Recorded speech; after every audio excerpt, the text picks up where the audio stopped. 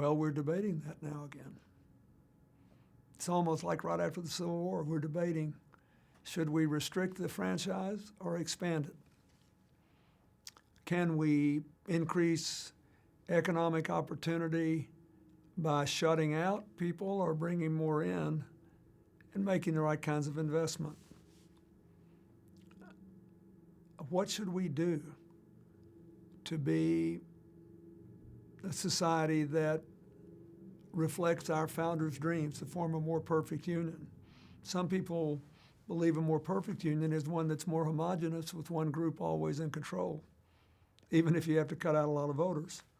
Others believe a more perfect union is one that's capable of organic growth through the ages and always adapting to each new set of challenges and circumstances. I'm in that latter group, but not everybody is. It means that that we value and cherish the right for people to express their will in the public square without recrimination.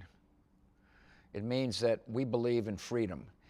It means that not only can you speak freely, although there's an obligation when it comes time to speak freely. In other words, there's a good citizens kind of reject coarseness. It means that you can worship the way you want to worship. One of the real challenges to our country at times is for certain people to say, well, you're not equally American because you don't worship like I worship. And we've got to reject that at all times. It's one of the great, in my judgment, one of the great freedoms of our country. You know, we're a fabulous country.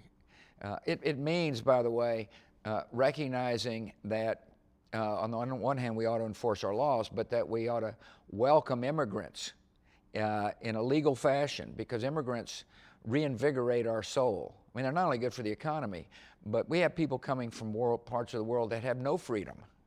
And they come to this great bastion of freedom and they say, I want to help, you know, I want to be, you know, the spirit of freedom is so invigorating, and it helps invigorate neighborhoods.